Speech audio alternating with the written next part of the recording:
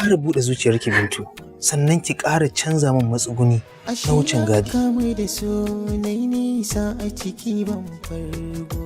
Yaya zuciyata bata shirya karɓar soyayyar kowa ba sai taka. Talaka ba ƙaramin mugun mutum ba ne. A rayuwarsa baya ƙaunar iga mai kuɗi. Ka taka shi ka murje shi, wallahi ba shi da abin da zai. Da rake. Allah na ci karfa mu asiri. Aikin nan da shi nake ciyar da kaina. Da shi nake biyan kuɗin makarantar ƴata dan Allah ka rufa mu asiri.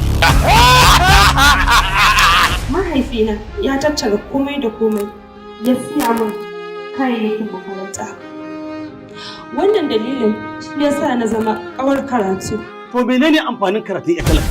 Dan abin da ake biyan ka anan maimakon ka zauna ka cika a cikin ka. Kai!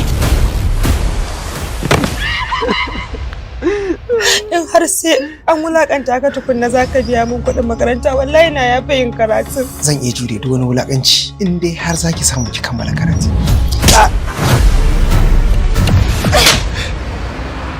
Ko ina talaka ne mai marabtan mai mulki, ko da kuwa mai mulkin ne ya gayyace shi. Ni ba talaka ba ne. Duk kuɗin mai arziki, talaka ne shi a gaban mai mulki. Dan Prince Bello yana ɗaukan duniya tamkar gonarsa, ko ina zai iya zuwa ya shuka alkhairi. Daga cikin 'yan uwanmu duka gabaki ɗaya ina tunanin ni kaɗai na fi kowa ji da shi.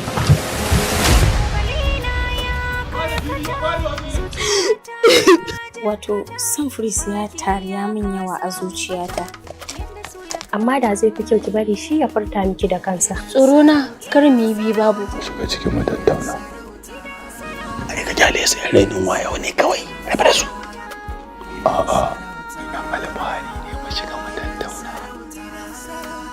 Kyakkyawa ce, ni kaina yadda na ganta ta burge ni kwarai da gaske. Ina fatan zan samu karɓo a cikin zuciyarki. Allah ya sa ta amince. Tabbas tana san shi.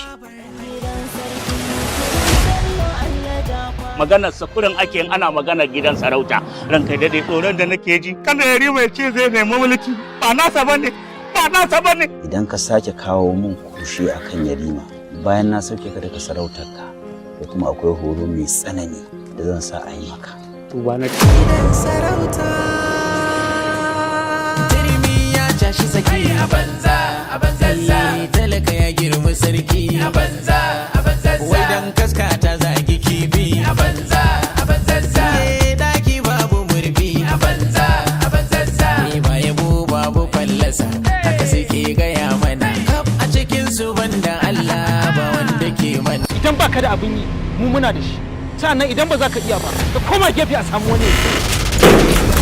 Wayo Allah mun shiga uku barayi. Ke dallayi wa mutane shiru, uwar me za a sata a wannan. Kai hakuri.